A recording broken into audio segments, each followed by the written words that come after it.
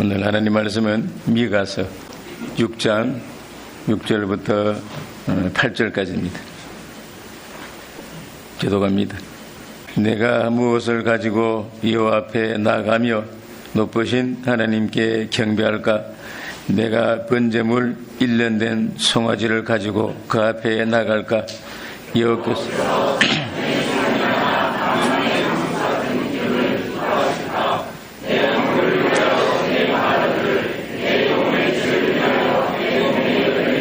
같이 사람아 주께서 선한 것이 무엇임을 내게 보이셨나니 여호와께서 내게 구하시는 것이 오직 공의를 행하며 인자를 사랑하며 겸손히 내 하나님과 함께 행하는 것이 아니냐. 아멘. 오늘 우리가 다 겪는 건데 나라가 좀 어렵고 또 어수선합니다. 특히 이 경제 문제가 상당히 심각합니다. 우리가 다 아는 바와 같이 나라 흥망성쇠는 하나님이 주관하시는데 대통령 누가 뽑았는가? 국민이 뽑았고 국회의원도 국민들이 뽑았습니다. 그러면은 우리가 뽑았기 때문에 책임은 우리에게도 다 있는 것입니다. 어려우니까 같이 기도하고 또 욕하기보다는 특별히 성도는 기대해 주는 것이 제일 좋은 방법입니다. 왜 그런가? 우리 몸을 본다면은 영혼과 육신이 하나로 되어 있는데 중요한 것은 영혼입니다. 이처럼 우리 나라 안에 안 믿는 사람과 믿는 사람이 있는데 믿는 사람은 영혼이라고 보면 됩니다. 하나님 말씀이 영혼이 잘 될 때 육신도 잘 되고 강건하다고 그렇게 말씀했는데 우리 신자들이 주님 보시 합당하면은 이 나라는 복을 받게 되어 있습니다. 1차적인 책임은 우리 믿는 사람에게 있다는 겁니다. 이렇게 어려울 때 그럼 하나님 우리를 향한 뜻이 있을 것인데 그 뜻이 무엇일까? 오늘 말씀에서 그 해답을 찾으면 되겠습니다. 이 본문 말씀은 아주 간단하면서도 신앙생활이라고 하는 것이 무엇인가, 그 중심이 무엇인가를 가르쳐 줍니다. 그러니까 미가서 6장 6절부터 8절까지는 성경 전체를 통해서 가장 위대한 구절 중 하나라고 말할 수가 있습니다. 가끔 외국에 있는 그 목사님들이 한국을 찾는 경우가 있습니다. 있는데 그분들 와서는 처음은 깜짝 놀란다고 그럽니다. 왜 그런가? 우리나라가 발전해서 그런 게 아니고 우리나라 신자들의 신앙을 보고 놀란다는 겁니다. 이 세상 여러 나라가 많은데 새벽기도 나오는 나라는 우리나라밖에 없답니다. 그러니까 와서는 놀라는 겁니다. 열심히 있는 신앙 참 대단하다. 매일 새벽 기도해 드리고 주일날 오전 오후 예배 다 드리고 수요 예배 드리고 금요 기도에 기도하고 무슨 산기도회다 부흥회다 사경회다 열심히 예배를 드립니다. 놀란다는 거예요. 그런데 좀 오래 관찰한 분들은 이렇게 말한답니다. 한국 사람들의 이 신앙 믿음은 미신적이고 맹신적이다 그렇게 말한답니다. 왜 그런가? 기도 열심히 하고 집회에 참여하고 예에 빠지지 않고 열심히 내는데 정작 믿음의 행위, 믿음의 열매가 없다는 겁니다. 즉 무슨 뭘 말하는 것인가? 순종이 없다는 것입니다. 교회에서 말씀 듣고 배울 때는 예, 아멘 해놓고 집에 돌아와서는 아니요 한다는 겁니다. 이율배반입니다.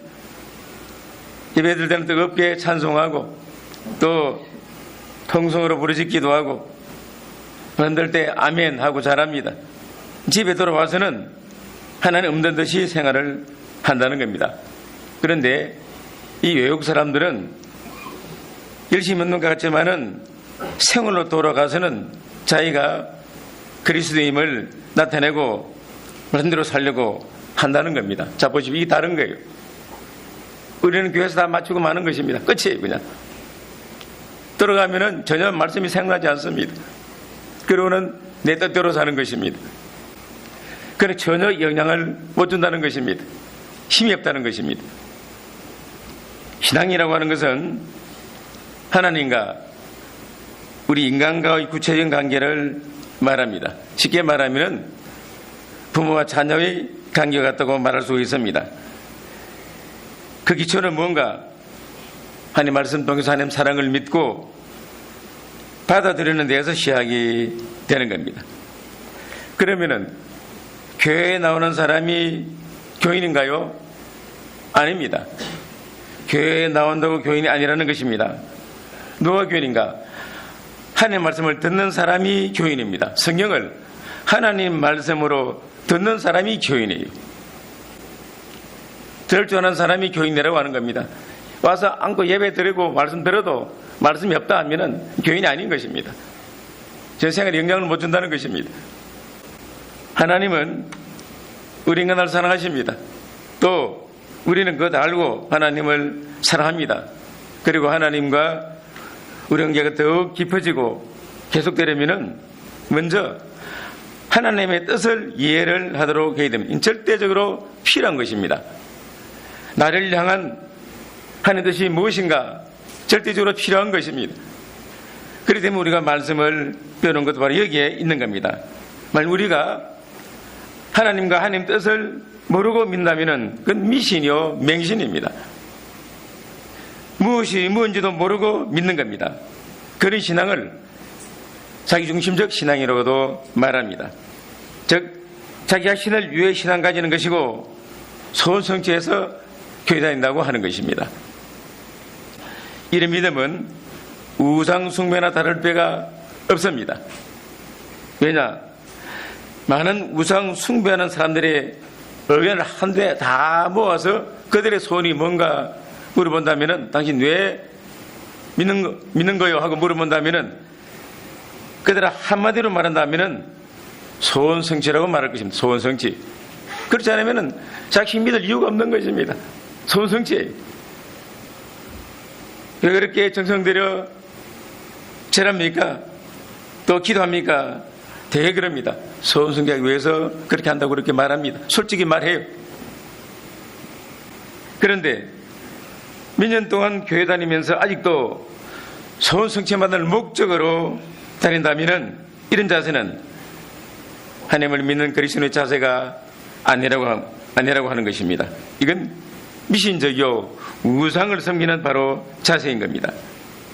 기독교는 예수님의 십자가를 통해서 하나님의 사랑을 믿고 또 하나님과 교제하며 하나님 말씀을 듣고 깨닫고 순종함으로 하나님을 영화스럽게 하는 것이 바로 이것이 신앙생활이라고 하는 것입니다. 그러면은 하나님은 우리 모든 삶을 주관하시고 또 그 하나님과 동행하는 것이 참 성도의 생활이라고 하는 것입니다. 오늘 본 말씀은 신앙생활의 진수를 보여줍니다. 유명한 그런 구절들입니다. 먼저 알 것은 하나님은 열매 없는 제사와 제물은 원치 않으신다고 하는 것입니다. 6절 7절 보겠습니다. 내가 무엇을 가지고 여호와 앞에 나가며 높으신 하나님께 경배할까? 내가 번제물 1년 된 송아지를 가지고 그 앞에 나갈까? 여호와께서 천천의 수양이나 만만의 강수 같은 기름을 기뻐하실까? 내 물을 위하여 내 맏아들을 내 영혼의 죄를 인하여 내 몸에 열매를 드릴까? 그 당시 이 미가 시대의 사람들은 하나님께 나갈 때 내가 무엇을 가지고 나갈까? 하나님 앞에 무슨 재물을 가지고 나갈까? 무슨 재물을 드려야 하나님이 기뻐하실까? 그렇게 생각했다는 것입니다. 여기 경배는 예배란 말 같은 뜻입니다. 하나님 앞에 예절을 다하여 절한다. 그게 곧 예배라는 뜻인데 예배는 하나님 앞에 자신을 온전히 굴복시키는 것을 말하는 겁니다. 이것이 경배고 예배입니다. 지금까지 예배가 뭔지 경배가 뭔지 모르는 분들은 이걸 아시면 됩니다. 예배 경배가 뭔가? 하나님 앞에 예절을 다하여 절한다. 즉 하나님 앞에 자신을 온전히 굴복시키는 것을 말하는 겁니다. 굴복시키는 게 예배라고 하는 것입니다. 예배. 하나님께서는 이 세상 모든 만물을 하나님의 계획대로 운영하시기 때문에 하나님 마음에 합당한 예배를 드리고 하나님 앞에 합당한 삶을 살기만 하면은 하나님께서 운영하시는 모든 것을 가지고 우리에게 은총을 대해주시는 것입니다. 은혜를 내려주시는 거예요. 우리가 자녀를 길러갈 때 자녀가 부모님 마음에 기쁘게 하면은 부모는 딱 한 가지입니다. 뭘 좀 해줄까? 그렇지 않습니까? 이처럼 우리가 주님의 뜻대로 살려고 하고 힘을 쓰면은 주님은 당연히 모든 거 다 운영하시니까 그걸 우리에게 필요한 것을 다 준다는 것입니다. 공급을 하신다는 거예요. 자녀가 부모님을 사랑하고 순종하고 부모님은 기쁘니까 뭐 해주고 싶은 것, 그걸 기뻐하는 것, 그건 당연한 것입니다. 하나님과 우리 관계도 마찬가지입니다. 우리가 주님을 기쁘시게 하려고 노력하면은 다 아시고 보십니다. 그리고는 모든 것 다 주님 운영하시니까 그 모든 것을 우리에게 주기를 기뻐한다는 것입니다. 이 믿음 생활이 하나님은 기뻐하시는 자에게 모든 걸 주십니다. 아끼지 않습니다. 여기 보면은 1년 된 송아지를 가지고 그 앞에 나갈까 그렇게 말합니다. 이때 이스라엘 백성들은 하나님께 경배 드릴 때 뭘 중요하게 여겼는가 하면은 재물을 중요하게 여겼습니다. 하나님이 재물을 기뻐하신다고 생각했기 때문입니다. 그러므로 재물은 예배 행위의 중요한 부분으로 여겼습니다. 1년 된 송아지는 뭔가? 일반적으로 많이 사용된 하나님이 정하신 재물입니다. 하나님께 예물 바칠 때 1년 된 송아지를 바치라 그럴 때가 많습니다.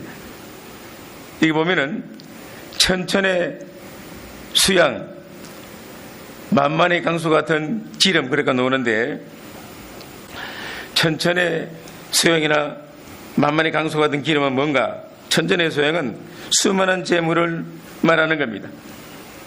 하나님의 관심을 얻고자 수많은 희생 재물을 가리키는 겁니다. 솔로몬이 하나님 1천 번제를 드렸을 때 하나님이 내 소원이 무엇이냐 물어보고 복을 주었어요. 이거 다 백성들 다 압니다. 아니까 우리도 하나님께 예물 많이 드리자 그런 마음으로 드렸다고 하는 것입니다. 만만의 강수 같은 기름, 하나님께 제사를 드릴 때 제물의 기름은 단에서 태웠습니다. 그걸 말하는 것입니다. 또 내 맏아들, 내 몸에 열매하고 노는데 하나님께 드릴 수 있는 최상의 희생제물을 가리키는 겁니다. 물론 하나님은 자기 장자나 또는 자녀를 희생제물로 바치라고 하지 않습니다. 그러나 가나안 민족들은 실제로 자기 우상 앞에 그 희생제물로 자기 맏아들이나 자녀를 바쳤다고 하는 것입니다. 하나님 그걸 원치 않으신다는 것입니다. 오늘 이 말씀이 의미하는 것은 뭔가?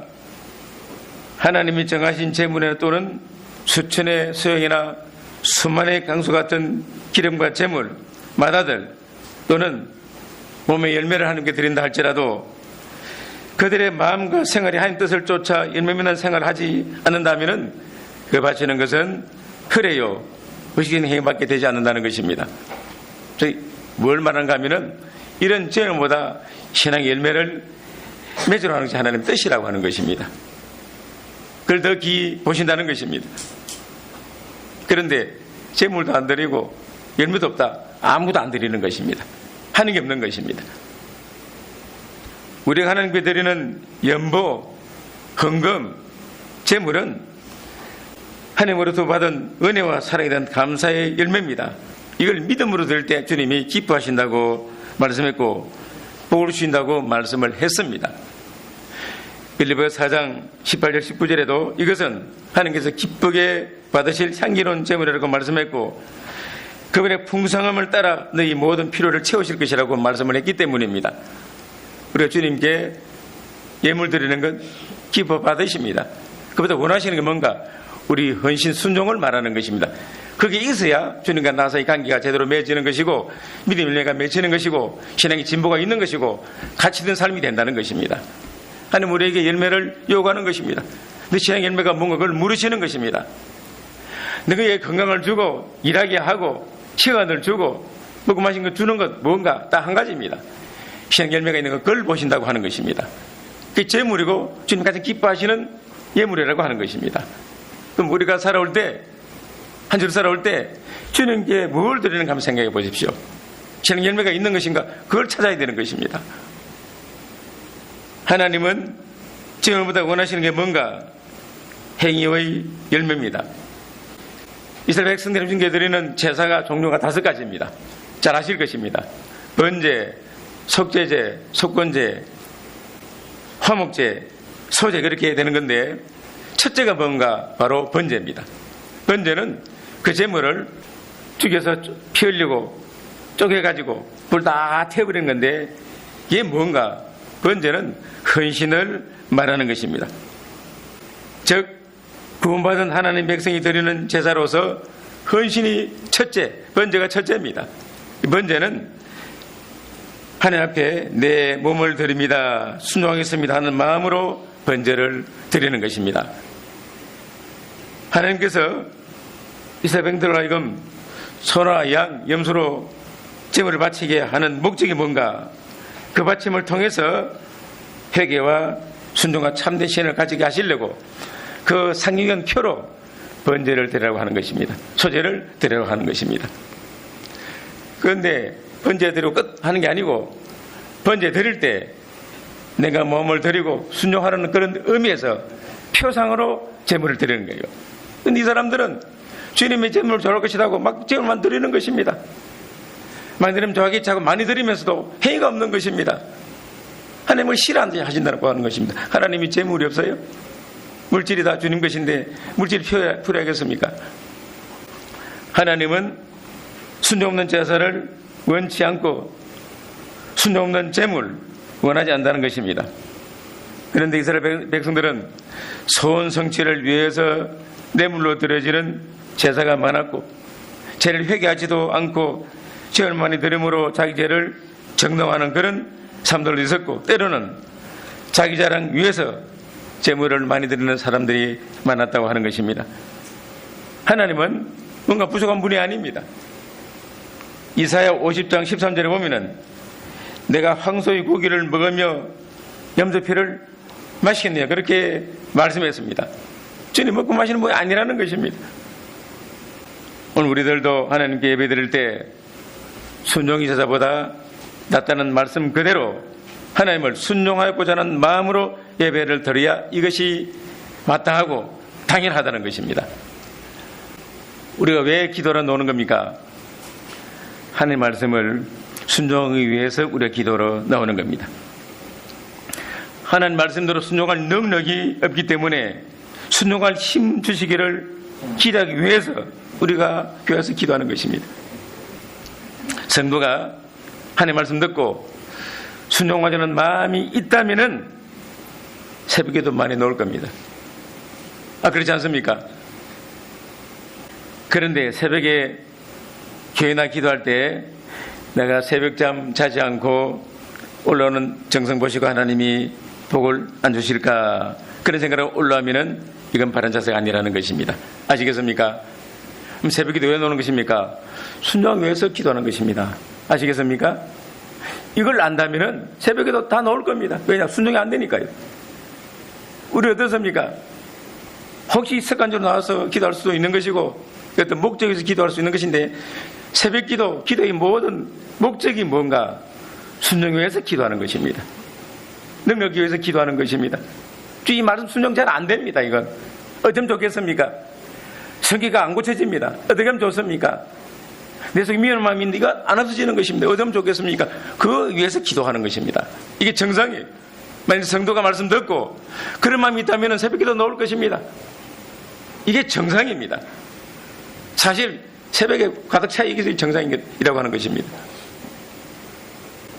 그러면 하나님이 우리 향한 뜻, 요구하시는 뜻이 무언가 오늘 3가지를 말씀합니다. 그건 말면 되겠습니다. 하나님 구하시는 것은 오직 공의를 사랑하며 인자를 사랑하며 겸손한 하나님과 동행하는 것이라고 말씀을 했습니다. 여기 8절 다시 보겠습니다. 사람아 주께서 선한 것이 무엇임을 내게 보이셨나니 여호와께서 내게 구하시는 것이 오직 공의를 행하며 인자를 사랑하며 겸손히 네 하나님과 함께 행하는 것이 아니냐. 첫째가 뭔가 하면은 오직 공의를 행하며 그렇게 말합니다. 공의를 행하라고 말씀합니다. 왜냐? 하나님은 공의로우신 하나님이시기 때문에 그런 것입니다. 시편 33편 5절 보면은 저는 정의와 공의를 사랑하시며 세상에 여호와의 인자심이 충만하도다 그렇게 말씀했습니다. 서바냐서 3장 5절에 보면은 그 중에 거하신 여호와는 의로우사 불의를 행치 아니하시고 아침마다 간날 없이 자기 공의를 나타내시거늘 불의한 자는 수치를 알지 못하노다 그렇게 말씀했습니다. 공의를 행하라고 말씀합니다. 공의는 하나님 말씀대로 공평하고 정직하게 해야 하는 것입니다. 쉽게 말하면은 옳은 것을 택하고 옳지 못한 것을 버리라고 하는 것입니다. 옳은 것을 택하고 옳게 행하는 것이 바로 공의입니다. 간단한 것입니다. 사람에게는 선택할 자유와 권리가 있습니다. 하나님 주신 것입니다. 이 자유 권리 가지고 하나님 말씀 안에서 바른 것을 택하고 바르게 행하는 것이 곧 뭔가 이것이 공의라고 하는 것입니다. 공의. 사람아 주께서 선한 것이 무엇임을 내게 보이셨나니 하나님은 공의가 뭔지 이미 보여 주었습니다. 인간 역사를 통해서 보여주시고 또 신의 역사 성경을 통해서 보여주었습니다. 하나님은 상선증하게 하나님이십니다. 악은 반드시 벌하시고 또 선하고 어려운 일에는 복을 주시는 하나님이십니다. 하나님 아버지가 어려우시면 우리 자녀들도 어렵게 행하는 것이 너무나 당연하다고 하는 것입니다. 성도는 어려워야 합니다. 어려워야 합니다. 공의를 행하는 사람의 특징이 뭔가? 특징이 뭔가 하면은 강한 것이 특징입니다. 왜 사람들이 불안해하고 두려워하는가? 공의를 떠났기 때문에 그런 것입니다. 공의 떠나서 불의를 행한 자는 항상 불안과 두려움에 떨게 되는 것입니다. 속담에 도둑이 재발절하는 말이 있습니다. 대헤롯이라는 사람인데 이 사람은 술수에 능한 사람이고 또 음모에 능한 사람입니다. 주님이 탄생했을 때, 베들레헴에 탄생했을 때 뭐라고 명령했는가? 베들레헴 부근에 있는 2살의 모든 어린이를 다 죽이라고 말했습니다. 얼마나 잔인합니까? 또 이 사람은 자기 아내도 죽이고 두 아들도 죽였어요. 잔인한 사람인데 이 사람은 산책하다가 부스러 소리만 나도 칼 뺐다고 그럽니다. 왜냐? 죄가 많으니까, 불의가 많으니까 비겁하고 약해진 것입니다. 그렇지만은 공의를 행하는 사람 특징이 뭔가? 담대합니다. 성도가 왜 담대하지 못하는가? 공의를 떠났습니다. 성도는 다른 사람들보다, 안 믿는 사람보다 물질 없고 뭐 지식 좀 부족하고 뭐 부족하고 모자라도 한 가지 공의를 하고 정당해야 됩니다. 이게 성도의 자세예요. 만일 성도만이라도 공의롭게 행하면은 어떻게 생각하겠습니까? 저 사람들 정말 어렵다, 믿을만하다 그러지 않겠습니까? 엘리야 같은 선지자가 얼마나 담대한 사람입니까? 다니엘 같은 사람은 얼마나 담대합니까? 헤롯 왕을 책망하다가 죽임당한 세례요한 같은 사람은 얼마나 담대합니까? 사자보다 더 담대하고 한나라보다 담대하고 한나라 왕보다 담대했어요. 이게 뭡니까? 신자의 특성. 어렵게 행할 때 이런 능력이 주어진다고 하는 것입니다. 성도는 뭘 자랑해야 되는 것입니까? 어려움을 자랑해야 됩니다. 어려운 것을 택하고 그대로 걸어가라는 것입니다. 왜 말씀 배우는 것인가? 분별하라고 말씀 배우는 것입니다. 분별했으면 옳은 길로 걸어가라는 것입니다. 이게 공의입니다. 이걸 원하신다는 것입니다. 하나님은 공의가 있는 곳에 화목이 있고 화평이 있습니다. 나아가 발전이 있는 것입니다. 인간이 서로 화목하고 화낼 수 있는 것은 공의를 중심할 때만이 이 가능한 것입니다. 나라가 조용하지 못하고 시끄럽고 싸우고 부정부패가 많고 또 살기 어려운 것은 욕심 때문이고 공의롭지 못하니까 나라가 이렇게 되는, 사회가 이렇게 되는 것입니다. 성도 책임이 있는 것입니다. 적게는 가정도 그렇습니다. 왜 가정에 다툼이 있는 것인가? 불의가 있으면 다툼이 있습니다. 불의 행하면서 하나가 되자고 하면 그게 이루어지겠습니까? 아무리 외쳐봤자 하나 못 됩니다. 교회도 사회도 나라도 마찬가지입니다. 가진 재물도 공의로울 때 가치가 있는 것이지 아무리 권세가 많고 돈이 많아도 공의롭지 못하면 힘이 없는 것입니다. 쓸모없는 거예요. 권세도 공의가 있을 때 힘이 있고 재물도 공의로운 재물을 가질 때 힘이 있는 것입니다. 가치가 있는 것입니다. 또 의를 행할 때 양심 힘이 있는 것입니다. 또 사람이 공의로우면 넘어지고 실패해도 다시 일어설 수가 있다는 것입니다. 잠언서 24장 16절에 보면은 의인은 7번 넘어져도 다시 일어나려니와 의인 누굽니까? 공행하는 사람이 의인입니다. 이런 사람은 넘어져 일어선다고 말씀하는 것입니다. 우리는 모든 면에서 어렵게 행하도록 힘써야 합니다. 대인관계에 있어서도 어렵게 행하도록 해야 됩니다. 부모와 자녀 관계에 있어서도 공의롭게 행하고 스승과 제자의 관계에서도 공의롭게, 친구 간에도 공의롭게, 상계라도 공의롭게 하는 것이 당연하다는 것입니다. 또 두려워할 자를 두려워하는 것, 존경할 자를 존경하는 것도 공의입니다. 물건을 또 물건을 우리가 주고받고 할 때 줄 것은 주고 받을 것은 바로 받는 것도 공의고 주님께 바로 바칠 것을 바치는 것도 공의가 되는 것입니다.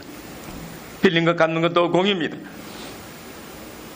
하나님은 우리가 공의 행하는 것을 원하신다고 하는 것입니다. 주께서도 너희는 먼저 그의 나라와 의를 구하라 그렇게 말씀했습니다. 의 주려고 목마른 자는 복이 있다고 말씀을 했습니다. 하나님 말씀은 전부 어려운 말씀입니다. 그래서 말씀 앞에 우리 모든 죄와 불의가 드러나기 때문에 언제나 말씀은 우리 삶의 표준입니다. 공의의 표준이요 그리고 척도입니다. 계시록 20장에 보면은 마지막 심판 때도 공의로운 성경을 놓고 심판한다는 것입니다. 공의가 얼마나 중요한 것입니까? 공의 행하는 의인, 이 시대가 요구합니다. 나라가 어지럽죠? 어렵습니다. 중요한 것은 뭔가? 공의가 없으니까 어려운 것입니다. 문제는 공의입니다. 통치 잘못하는 것도 공의가 없더라면 잘못하게 돼 있는 것입니다. 공의로울 때 그 가정, 사회, 나라, 민족 운명까지 처하게 되는 겁니다. 그래서 이 어려울 때 특별히 우리 성도들은, 그리스도인들은 무엇하든지 공의롭게 공의의 사람이 될 때만이 우리 사회가 희망이 있는 것이고 나라 미래가 있는 것입니다. 공의가 하나님 뜻입니다. 여러분, 두 번째는 뭔가?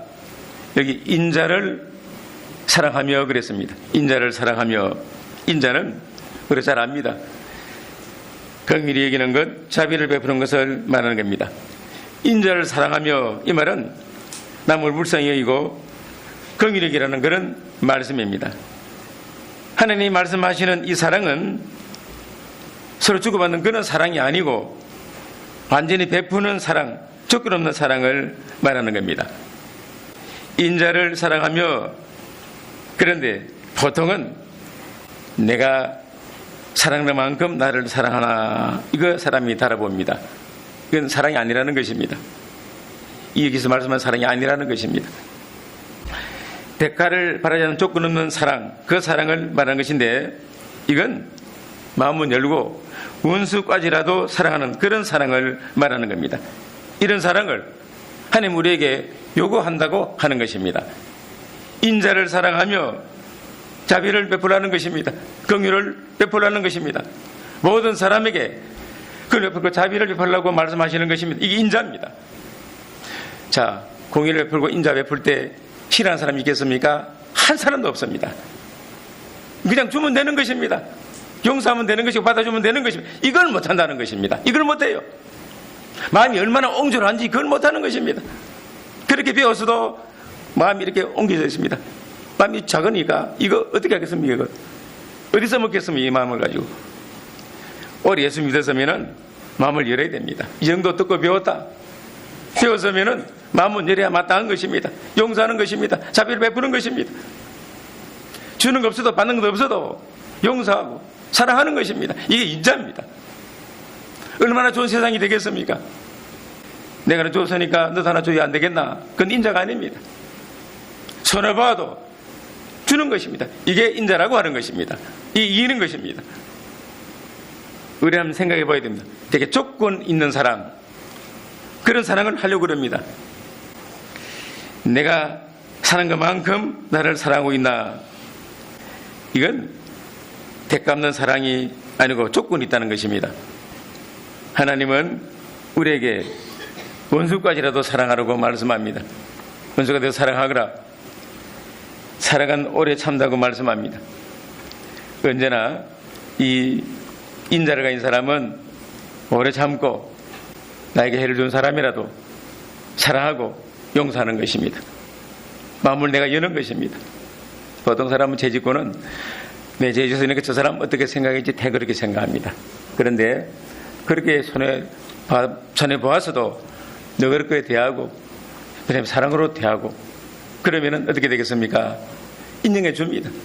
저 사람 믿는 사람 정말 다르구나 인정해 주는 것입니다. 또 믿는 사람 가운데서도 믿음 약한 분, 믿음이 강한 분이 있으면은 믿음 강한 사람, 오래 믿은 사람이 마음을 여는 것입니다. 인자를 베푸는 것입니다. 그건 당연한 것입니다. 나이 많이 먹어서도 처음 예수 믿으면 어린아이가 같습니다. 그런데 오래 믿은 사람은 장성했습니다. 듣고 배웠어요. 그러면은 당연히 인자를 베푸는데 그래 오래 믿고 오래 연단 받아서도 여전히 사랑받으려고 합니다. 인정받으려고 그렇게 하는 것입니다. 아직도 못 자라났습니다. 어린아이입니다. 이건. 여러분 주님 올 때 얼마 안 남았어요. 영원히 시간 올 줄 압니까? 기회가 영원히 있을 줄 압니까? 그렇지 않습니다. 지나가는 것입니다. 언제 만들어질랍니까? 만들어져야 하는 것입니다. 하나님은 가나안 민족의 죄악을 430년 동안 참았습니다. 참고 참다가 죄가 가득 차니까 이스라엘 민족을 들여다가 심판을 한 것입니다. 430년을 참았어요. 오래 참으시는 건 하나님의 사랑입니다. 그리고 특히 하나님은 독생자 예수를 죄인 위에 내주심으로 십자가에서 죽게 하심으로 사랑이 뭔지 우리에게 보여줬습니다. 우리가 죄인이었을 때 아들 보내서 십자가에 달려 죽겠다는 것입니다. 이 하나님의 사랑입니다. 무조건적인 사랑입니다. 이 사랑을 받았으니까 이제는 베풀어야 된다고 하는 것입니다. 호세아 6장 6절에 보면은 나는 인애를 원하고 제사를 원치 아니하며 번제보다 하나님 알기를 원하노라 이렇게 말하는 것입니다. 제사보다 인애를 원한다고 말씀합니다. 사랑을 원한다는 것입니다. 또 번제보다 하나님 알기를 원한다고 하는 것입니다. 우리에게 남이 나에게 무슨 선혜를 주는 말과 행동했으면은 기분이 좀 안 좋더라도 나도 주님으로부터 용서 많이 받았으니까 용서하겠다고 깨끗이 잊어버리는 것입니다. 생각 안 하는 거예요. 그 사람 쳐다볼 때도 먼저 인사하고 악수하는 것입니다. 이게 하나님 자녀의 태도입니다. 나에게 큰 손해 줬다. 용서하고 주님께 맡기는 것입니다. 주님이 온전하시니까 원수는 내가 갚으라고 말씀했기 때문에 주님께 맡기는 것입니다. 또 불쌍한 사람들 많습니다. 불쌍히 여겨야 마땅한 것입니다. 이런 사랑을 우리가 하려면은 자기 사랑부터 버려야 이것이 이루어지는 것입니다. 자기 사랑을 버려야 돼요. 사랑을 받으려는 욕망, 칭찬받고자 하는 욕망, 높임 받으려는 욕망, 인정을 받으려고 하는 욕망, 그걸 버려야만이 이런 사랑을 할 수 있다는 것입니다. 그런데 자기 사랑이 앞섭니다. 사랑받겠다, 칭찬받겠다, 남보다 더 나아지겠다, 높임받겠다, 인정받겠다, 이걸 버려야 남을 사랑할 수가 있다는 것입니다. 나아가서 나보다 더 다른 사람이 더 나보다 더 잘되고 더 사랑받고 더 높임받고 더 존경받기 원하는 사람은 정말 이 사람은 믿음이 뛰어난 사람이고 존경받는 그런 믿음의 사람인 겁니다. 그런 사람은 얼마나 되겠습니까? 나보다 더 나아지기를 원하고 앞서기 원하고 높아지기 원하는 이 마음, 이 그리스도의 마음입니다. 이 마음이 주님 원하시는 마음이라고 하는 것입니다. 우리는 하나님 우리에게 요구하시는 차원이 높은데 우리는 아직도 밑에서 헤매는 것입니다. 이거 언제 올라가겠습니까? 한번 생각해 보십시오. 꼭 내가 1등 해야 되는 것입니까? 내가 잘 돼야 되는 것입니까? 나 못해도 남이 잘하면 되잖아요. 이만한 믿음 가져야 이게 하나님의 사람입니다. 사이가 좋아지는 것이 영향 줄 수 있다는 것입니다. 이런 사랑 베풀 때 어찌 됩니까? 하나님이 당연히 큰 사랑을 부어주는 겁니다. 마음이 넓어지는 것입니다. 만족한 것입니다. 이런 사람은 만족해. 우리 인생 살아가기 위해서 가장 필요한 건 뭔가? 물론 돈도 필요하고 명예도 필요하고 존직정도 필요하고 지식 지혜도 있어야 되겠죠. 그런데 정말 사람들 꼭 필요한 것이 뭔가? 딱 하나를 든다면 사랑입니다. 사랑이에요. 그런데 세상에는 사랑이 없다는 것입니다. 많이 싸운다는 것입니다. 하나님 사랑을 많이 받은 우리가 사랑 베풀지 않으면 도대체 어디서 사랑이 나오겠습니까? 세상은 사랑이 없다는 것입니다. 이기적인 사람밖에 없어요. 그런데 그저 주는 사랑, 소리보면서 주는 사랑 누가 줘야 되겠습니까? 우리 성도밖에 없습니다. 우리가 안 주면 세상에 사랑이 없다는 것입니다. 있을 수가 없다는 거예요. 그렇기 때문에 세상 사랑 없다고 생각하지 말고 왜 저렇게 싸우나 하지 말고 내가 사랑을 좀 베풀지 못해서 저런가 보다. 믿는 사람들이 사랑 베풀지 않으니까 사랑이 없구나 생각하고 우리가 회개해야 되는 것이 마땅한 것입니다. 이 하나님 뜻이에요. 사랑은 주면 되는 것입니다. 주면 되는 것입니다. 항상 사랑받고자 하는 사람, 마음이 빈곤한 사람입니다. 사랑을 주는 사람이 부유한 사람이라고 하는 겁니다. 하나님은 우리를 향하여 요구하는 것이 뭔가? 사랑입니다. 그리고 이 세상이 우리를 향해서 요구하는 게 뭡니까? 사랑이라고 하는 것입니다. 세상은 사랑이 없으니까요. 사랑 베풀지 못할 때 사랑 베풀면 감동 주는 것입니다. 감동. 우리 사랑 못하는데 저 사람 사랑하더라. 이 감동 주는 것입니다. 고린도전서 13장 보면은 뭐 방언을 말하고 천사의 말을 하고 모든 비밀 지식을 알고 찬옹이라는 믿음이 있어도 사랑 없으면 아무것도 아니다. 자, 그러면은 우리 믿음도 없거니와 지식도 없고 능력도 없는데 사랑까지 없으면 맹탕 아무것도 없다는 것입니다. 그렇지 않아요? 그런데 다른 거 없어도 사랑이 있으면 된다는 것입니다. 야고보 2장 13절 보면은 거기로는 심판 이기고 자랑한다고 그렇게 말씀합니다. 예수 있는 사람은 사랑을 받기보다 사랑을 해야 합니다. 사랑할 수 없는 사람 원수까지라도 사랑을 해야 합니다. 그러니까 십자가 바로 우리가 원수되었을 때 주님이 달려 죽었습니다. 하나님 사랑의 표본이에요. 그래서 우리가 주님처럼 사랑받으려 하지 말고 하나님의 사랑을 받았기 때문에 이웃에 있는 사람들에게 내가 모르는 사람이라도 사랑 베푸는 것입니다. 긍휼을 베푸는 것입니다. 우리가 사랑 베푸면 세상에 그만큼 사랑이 많아진다고 하는 것입니다. 그래서 주님은 우리에게 인자를 요구합니다. 인자를 사랑하라고 말씀합니다. 세 번째가 뭔가? 겸손한 하나님과 동행하는 것입니다. 하나님은 겸손을 요구합니다. 이 성경 말씀 보면은 겸손은 최고의 복이라고 말합니다. 여기께서는 많은 죄와 허물 가운데 제일 싫어하는 죄가 뭔가? 교만으로 말했기 때문에 그럼 제일 좋아하는 게 뭔가? 겸손이라고 하는 것입니다. 제일 좋아하는 거예요. 잠언 18장 12절에 보면은 사람의 마음이 교만하면 패망이 뒤따르고 겸손하면 영광이 뒤따른다고 그렇게 말씀했어요. 높이 계신 하나님께서는 마음이 겸손한 자와 함께 한다고 말씀합니다. 그래서 이걸 보면은 많은 소유보다도 어떤 지혜보다도 능력 행하는 것보다도 겸손은 더 높은 위치에 있다는 것을 말해주는 것입니다. 사실 다윗이 큰 죄인인데 왜 하나님 사랑을 받았는가? 겸손하기 때문에 사랑을 받은 것입니다. 왜 모세가 하나님을 썼는가? 뭐냐고 겸손했어요. 하나님 지도자로 세운 것입니다. 그렇기 때문에 겸손이 가장 큰 복이라고 말할 수가 있습니다. 잠언 11장 2절에 보면은 겸손하면은 지혜가 온다고 말한다. 지혜가 온다. 또 잠언 29장 23절에 보면은 겸손하면 명예를 얻는다고 그렇게 말씀합니다. 명예를 얻는다. 또 잠언 3장 34절에 보면은 겸손한 자에게 하나님 은혜를 베푸신다고 말합니다. 겸손하면은 지혜도 오는 것이고 영예를 얻게 되는 것이고 하나님 은혜를 주신다고 그렇게 말씀합니다. 겸손이 얼마나 좋습니까? 겸손. 그런데 우리 사람은 조그마한 권력 가지도 교만해집니다. 돈 조금만 모아도 교만해지고, 뭔가 남보다 조금만 낫다 하면은, 배웠다 하면은 교만해집니다. 실력이 있으면은 따라오는 그림자가 뭔가 교만하는 그림자가 따라오는 것입니다. 이게 문제가 되는 것입니다. 그래서 교만한 사람은 다른 사람 무시하고 제 잘난 맛에 도취되어 살아가는 것입니다. 그런데 아무것도 없는데 교만한 사람도 많이 있어요. 자, 이거 어디서 먹겠습니까?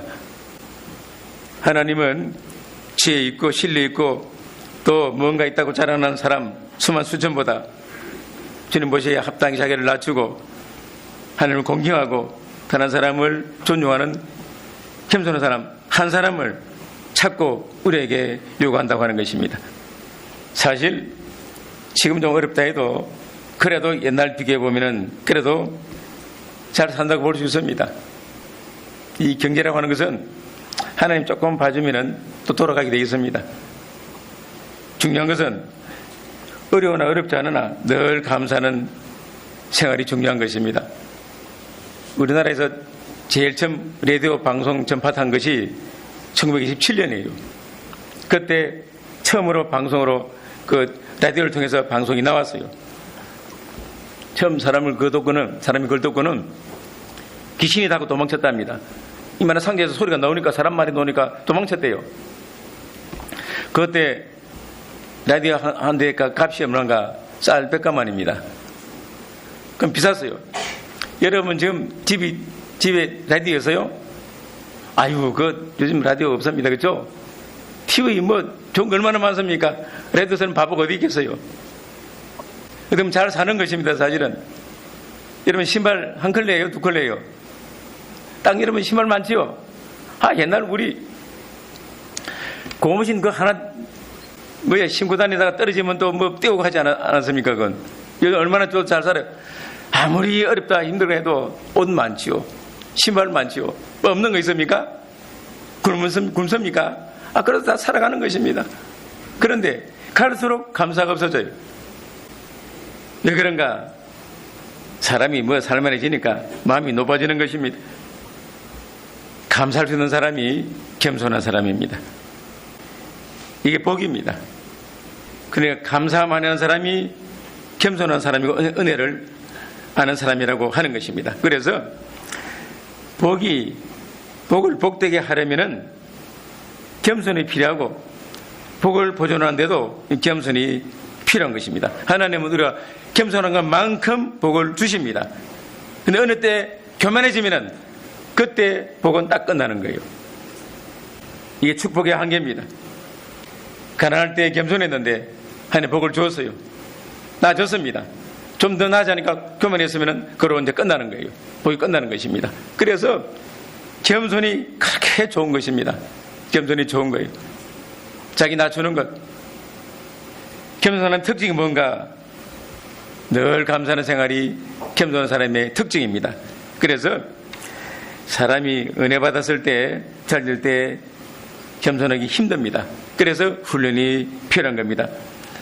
하나님은 사도 바울에게 병을 주었습니다. 중개에 많은 교만일까봐 하나님이 육체의 병을 주었다는 것입니다. 그래서 이 겸손한 사람의 특징이 뭔가? 감사하는 사람이 겸손한 사람이고, 그리고 겸손한 사람은 불평하지 않습니다. 불평하지 않아요. 겸손한 사람은 조급하지 않습니다. 왜냐? 하나님이 줘야 되는 것을 알기 때문에 조급하지 않습니다. 주님께 맡겨 기다리는 것입니다. 겸손한 사람은 조급하지 않습니다. 또 겸손한 사람은 남과 비교하지 않습니다. 주신 걸 가지고 만족하기 때문에 남과 비교 안 합니다. 겸손한 사람은 낙심하고 절망하지 않습니다. 왜냐? 하나님만 의지하니까 낙심 안 하는 것입니다. 주실 것을 믿으니까 낙심 안 하는 것입니다. 겸손한 사람은 자기를 자랑하지 않습니다. 늘 감사합니다. 이게 겸손한 사람의 특징이에요. 여러분 그럼 한번 생각해 보십시오. 네, 겸손한 거 한번 생각해 보십시오. 겸손 없이는 하나님 만날 수가 없습니다. 겸손 없이는 하나님과 동행할 수 없습니다. 하나님이 겸손한 분이기 때문에 그런 것입니다. 하나님은 겸손합니다. 온유한 분입니다. 주님이 오셔서 실제로 겸손과 온유의 모범을 보여주었습니다. 하나님이 겸손한 분이십니다. 자기를 낮추고 이 땅에 오셨습니다. 그래서 하나님이 우리에게 원하시는 게 뭔가? 세 번째가 겸손이라고 하는 것입니다. 하나님은 겸손한 사람과 함께합니다. 그래서 에녹은 3명 동안 하나님과 동행했는데 왜 동행했습니까? 겸손하니까 동행한 것입니다. 하나님 기뻐하시니까 함께한 것입니다. 오늘 우리에게 소원도 많고 욕망도 있습니다. 다 성공하기 원하고 부하기를 원합니다. 하나님 먼저 어렵게 되라고 말씀합니다. 우리는 지혜 있고 능력 있는 삶을 원합니다. 하나님은 겸손하기를 원합니다. 먼저 겸손하라는 것입니다. 또 우리는 강한 사람 되기 원하죠. 하나님은 우리에게 사랑의 사람 되기를 원하는 것입니다. 자, 우리가 어렵게 되는 것이고 그리고 사랑의 사람이 되고 겸손하면 어떻습니까? 하나님 필요한 건 다 준다는 것입니다. 오늘 우리는 나의 손 욕망 잠깐 멈추고 나에게 원하시는 하나님 뜻이 뭔가 다시 한번 우리가 생각해 봐야 되겠습니다. 하나님 원하시는 것은 천천의 수양 강소가 든 기름이 아니고 오직 공의를 행하며 인자를 사랑하며 겸손히 하나님과 동행하는 것, 이걸 우리에게 원하신다고 하는 겁니다. 한 사람 한 사람이 이 세 가지를 가진다면 주의 뜻이 이루어지는 것이고 내가 있는 곳이 좋아질 것이고 그 교회가 좋아질 것이고 가정이 좋아질 것이고 내가 있는 직장도 좋아질 것이고 그리고 이 나라가 반드시 좋아지게 될 줄로 믿습니다. 이쪽 우리를 위한 것입니다. 세 가지 기억하시고 나라가 어려우니까 우리가 스스로 만들어가면서 나라에 기도해야 되겠습니다.